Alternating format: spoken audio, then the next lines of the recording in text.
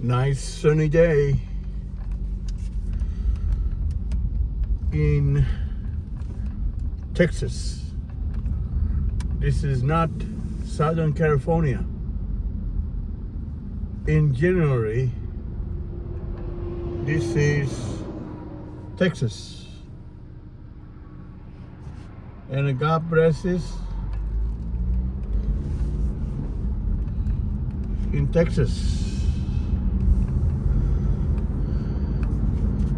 Because this country is Bible believing communities,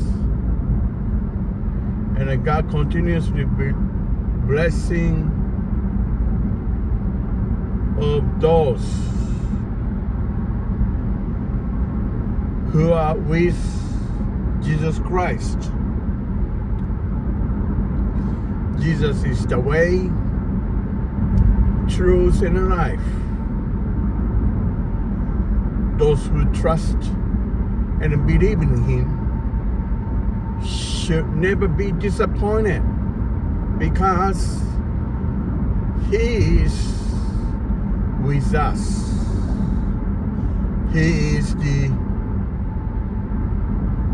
Alpha and Omega.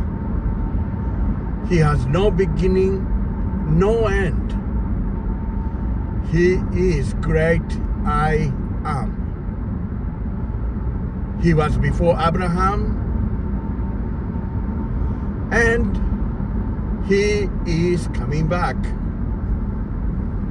Trusting Him, obey His commandment, reading the Bible, reach out to your community who does not know Jesus Christ.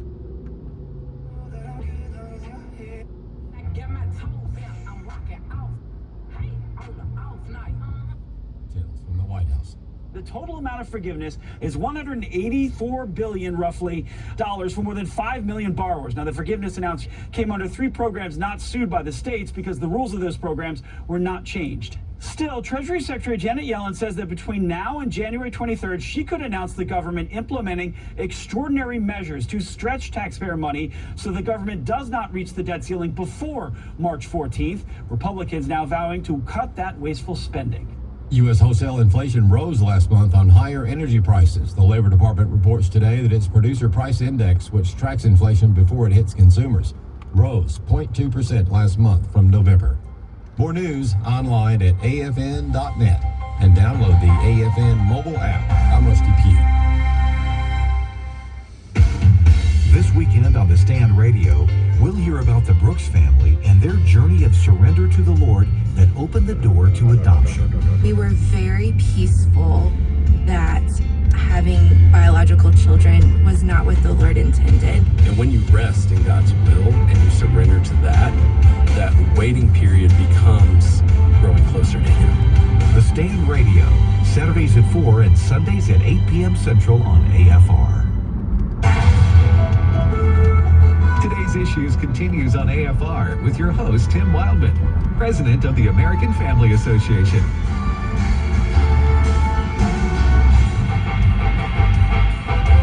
Hey, welcome back, everybody, to the radio program, Today's Issues on the American Family Radio Network on this Tuesday, January the 14th. Thanks for listening to AFR Live Radio here. Tim, Wesley, and Ray. And joining us in studio now is Steve Paisley Jordahl, donning the Paisley shirt. Yeah, I'm repping the Paisley today. Mm-hmm. By the way, I've asked this question before. Is that retro, or do people wear Paisley today commonly? Not commonly. Okay. No. It started with ties for me. Paisley ties are, I think, a little more common than shirts, but where do you buy those? You get those online, or? Sometimes online. I like shopping at Men's Warehouse. Yeah. Oh, they haven't changed that name of that company yet? No, it's that person's warehouse. Okay. The Men's Warehouse. Choose your pronoun warehouse? That's right. Huh? See him. Oh, man. All right, what's break? You got some breaking news? It looks like it. Yeah, here, We have this posted at our website on American Family News, AFN.net. According to officials, Hamas has accepted a draft agreement for a ceasefire in the Gaza Strip and the release of dozens of hostages. That, according to two officials involved with talks Tuesday. Mediator Qatar and Israel and the Palestinian militant group were at the closest point yet to sealing a deal that would bring them a step closer to ending the war. AP has a copy of the proposed agreement. It looks like, and I'm just reading also on Haaretz, which is one of the newspapers in Israel, that Netanyahu has accepted a deal. So it looks pretty close. Yeah, well, Hamas is in really no position to negotiate any longer. No. They've been pretty well destroyed. They're being negotiated too. Yeah. This is what you're going to do. But this is good news. Yeah. This is good news because it means, if it holds, it means, there will be no more firing back and forth between Israel and Hamas. Israel's pretty well dominated Hamas in the last few months and shut them down in Gaza, and Hezbollah is they're out of business. They're in Lebanon. Paging Hezbollah, paging.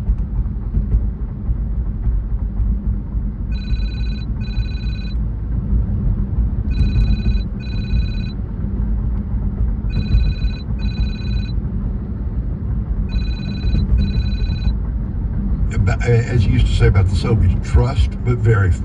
Right. Trust but verify. Do I think Israel should trust Hamas? No. They've been at war with And Israel knows that. Yeah. That's right. Well, this wouldn't have happened if somebody else beside Netanyahu had been prime minister. It just would not have come out this way. But this is all to Israel's credit. When half the world or more said stop, they kept going. They kept fighting. And I think this proposed treaty means they have really won the war, won the conflict. Well, also the fact that we're going to have a new president yes. here in the United States. Trump is very supportive of Israel, much more so than Biden.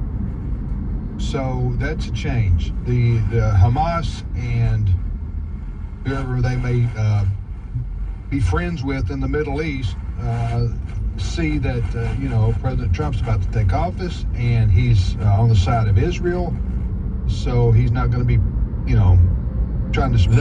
They know which way the wind is blowing. Right. So make peace now while you can. Plus, there's nothing more, in my view. There's nothing more Hamas can do to, Steve. Yeah. I mean, what can they do? Well, no, again, they're being dictated to. So the history there, as you all know, is that every time Israel has offered Hamas some concessions before the October 7th attack and the decimation of Hamas, Israel has offered them everything they want and more, and they keep rejecting it. They kept rejecting it. No, we're not going to do it. Yasser Arafat did this. They didn't want a peace deal. Well, now they really don't have a choice because their head has been cut off. The head of the organization has been cut off, and they're. Yeah, this is good news, if not great news, for the people of Israel and for their lives to get back to normal, and for some peace and stability. I tell you what, I don't know. I know this is retrospect, Ray, but I don't know. Trying to think like Hamas on October, what day was that? October the what? 7th. The 7th, 2023, right? Right. It's kind of like what they did that day. Of course, the savagery and the butchery was unspeakable, okay? And they killed 1,100 or 1,200 people that day, which is still unbelievable to me, given the Israeli defenses. And how Israel should have been prepared for this along the Gaza Strip border. But anyway, they killed all these people.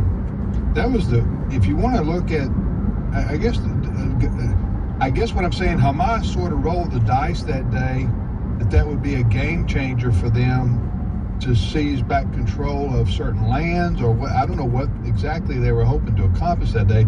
But whatever it was, completely and totally and utterly backfired on them, because it only made Israel then go into Gaza, and they're still there, and they're going to take care of business once and for all. It's going to be the end. It won't be the end of the Hamas ideology, okay? But at least for the foreseeable future, it will be the end of Hamas's threat to Israel. Yes. And I don't know if so that's what I mean by, Steve, they rolled the dice, Hamas did, and they lost. Well, so it's hard to get into the head of a terrorist. I know. But part of what they wanted to accomplish, they accomplished at the beginning of this thing, which was to get a world opinion on the side of the terrorists. So you saw all in this country, the campus protest, Free Palestine. Yeah, they weren't protesting against Hamas. They were protesting against Israel, right? Well, that was Hamas's plan, and they wanted the United Nations, which has consistently been anti-Semitic. They wanted more stuff from the United Nations. They got all of that. What they probably didn't want or didn't plan on was Israel coming and systematically, taking them apart. They probably thought, since we're hiding behind our civilians and behind babies in hospitals, they wouldn't dare. Well, they dared. Yeah, and as now we look back, I think it was the end of Hamas as we know it. So, all right, you're listening to today's issues on American Family Radio. Next story, Steve. All right, we've got a new fire that broke out today or late last Seriously? night. Yeah, it's called the Auto Fire, and it's 0% contained. It's in Ventura County, which is north of where all these other fires are. In California. It's in California. Ventura County is right before you get to. So it's north, or northwest of the current fires that we're talking about. So there's a new fire there, you're saying? A new fire in Ventura County called the Auto Fire. So is it close enough to the other fires that it's possible that it's provoked from the other fires taking place, and or is it so far away that one of two things happen? Either it happened naturally, or someone potentially could have started it.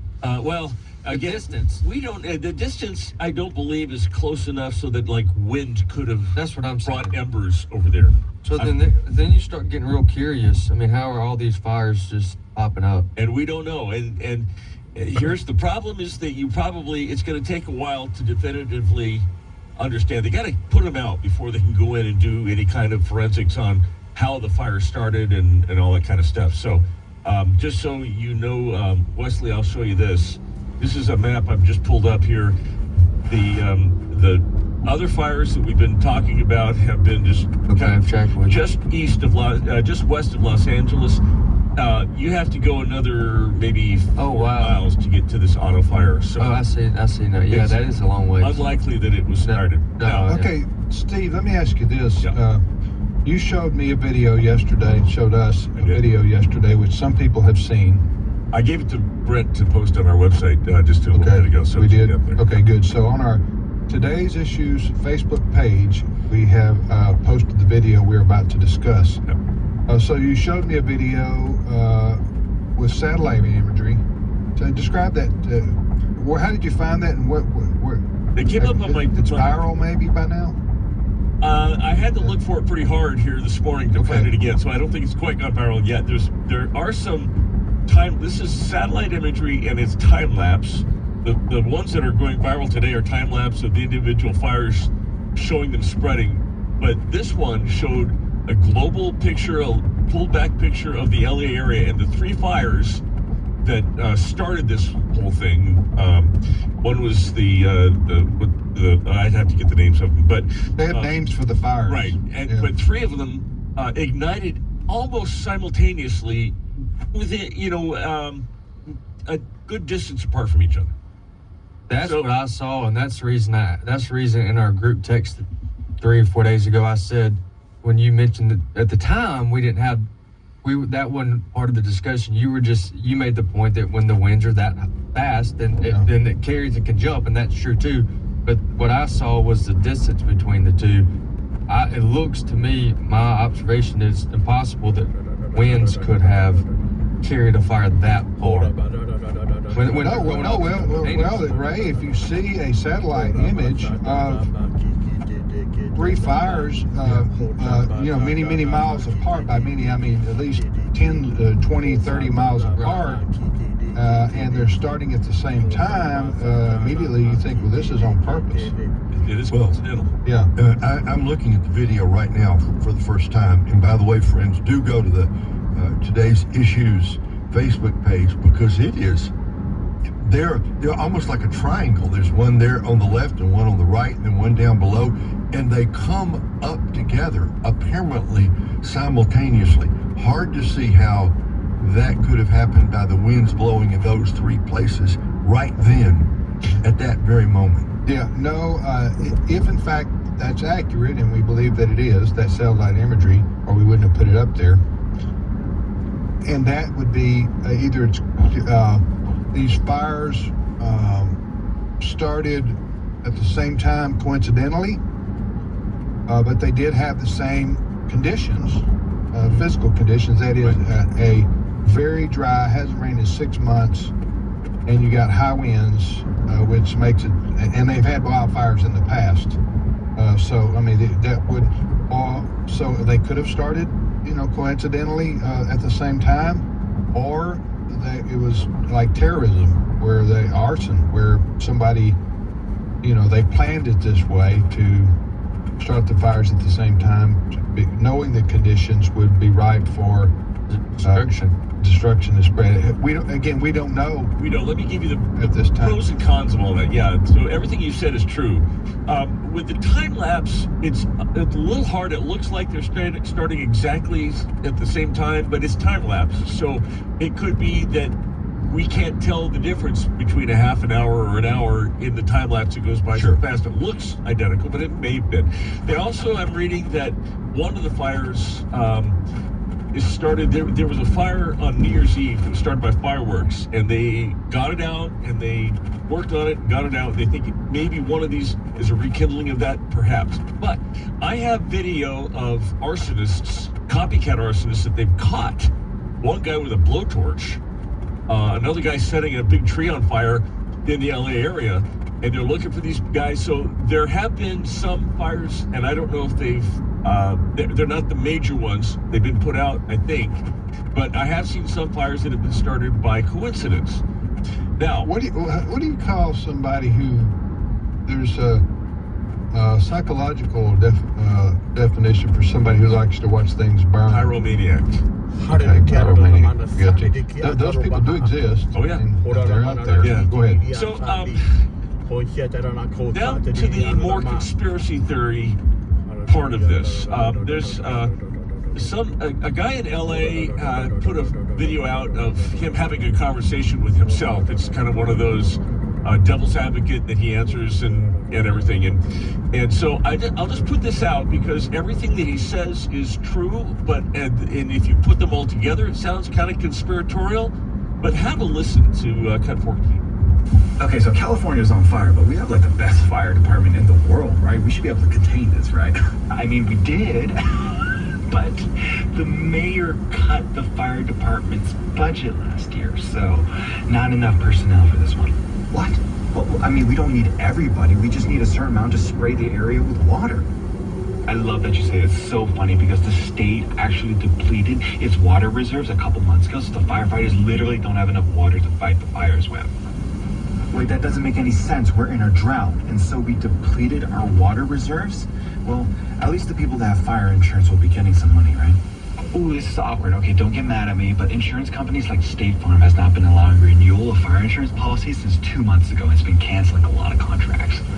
So let me get this straight. 2 months before the fire, the state depleted its water reserves. Insurance companies have been canceling this fire insurance policy. It's like it's Maui all over again, but it's not like the state needs to free up a whole bunch of land to open up a new smart city infrastructure, right? Because we haven't announced anything like that, did we?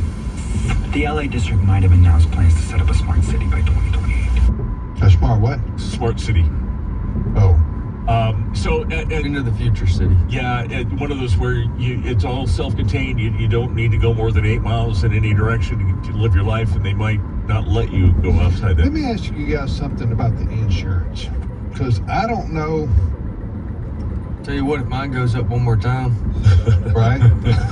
Well, I told car you. insurance. I know the car insurance. Well, let me just ask you this, because I don't know the right or wrong answer on this. I have a feeling, but okay. So, what you have what this fellow just described as State Farm doing. I don't know if it was statewide or if it was just regionally there in in Los Angeles. This, according to the LA Times, before fires burned more than 100,000 structures in Los Angeles County, insurers chose not to renew thousands of home insurance policies in Pacific Palisades, Altadena, and other fire-prone areas. The rising costs and cancellations left many fire victims without adequate means to cover the losses. Okay. So Ray, let me ask you this. Right. They have a situation where it's not as simple as Joe has a house and he dropped his insurance because it cost too much and he took the risk, and I'm sorry this happened, but he rolled the dice and he's lost, so to speak, and that's unfortunate. This is a situation, just to explain to people what happened here, where people had fire insurance, homeowners insurance in these areas that Steve just named, but the companies decided not to renew. I guess, is it an annual renewal? Is that what most of them do? I guess they do. For your homeowners insurance. Okay. Right. So the companies, State Farm and others, would have done an analysis and said, you know what, this is too high a risk for us to maintain. Therefore, we're not going to insure your house anymore. So that happened 2 months ago with State Farm. That's what you're saying, Mr. Steve. So what it sounds like to me is you have a lot of people, because of other companies probably have done that in the last year, especially since we've had fires for 3 or 4 years now, right? In those areas, so, yeah, albeit a lot smaller, but they cancel the insurance, and so the people didn't have access to it. They hadn't found another company to insure them, so they had been paying their premiums, right, and then the company cut them off. Right. Could it be that State Farm considered the environment that the yes, but is that right? Is that moral? Ray, that's my question. Is it right, moral? Is it okay for a corporation? I think. Hold on, let Ray answer, and then you can. To insure somebody for 20 years and then cut them off, and then say we're not paying squat. You don't have no right to a claim. I'm sure the insurance companies are saying that the policies that were followed in Los Angeles and from Sacramento created conditions in which something like this was bound to happen, and there was no way that they could not cover the cost. They simply couldn't do it, and so they made a business decision I think they felt they were backed into a corner and they had no other choice but to say we can't cover you. So when the tornado hit Amory, Mississippi 2 years ago in January, or a year and a half ago, whenever it was, we had insurance. My home was damaged. We had insurance. The insurance company paid and then canceled our contract, figuring you're now proven to be in Tornado Alley and we can't afford to insure you. Now, I did get other insurance. There was another company that was willing to insure me, but I've heard this before. You had to replace a new roof because of hail. Well, they'll pay for it, but they're not going to do it twice. And it's just a math problem for these. I would differentiate. Not to disagree with you, Steve. I would differentiate between being hit by a tornado, which is like one in a 10,000. I don't know what it is, and being somewhere where wildfires happen all day. I mean, every year. I agree, but if they're going to cancel it based on something that happens once in a million, certainly if they think it's going to happen once in a dozen, they're going to cancel that too. Yeah. And let's be honest, the chances of getting hit by a tornado are much less in, say, Delaware or Maryland than in Tornado Alley, North Texas, Oklahoma, Western Kansas. You were going to say, Wesley? I was going to say, and I hadn't thought through this all the way to the end, but my first reaction would be it's the insurance prerogative to drop customers. However, if they would have dropped them as the fires are coming through, then that's a problem. But they've had 2 months to find insurance. And now the other layer to this, you're saying that it's possible that there's not another insurance company. Well, Right. that's a problem too. Right, and the cost of it. All right, let me just say this, and this may be the bottom line answer, okay? And so this sounds like I'm not compassionate at all towards the people, and I am sympathetic and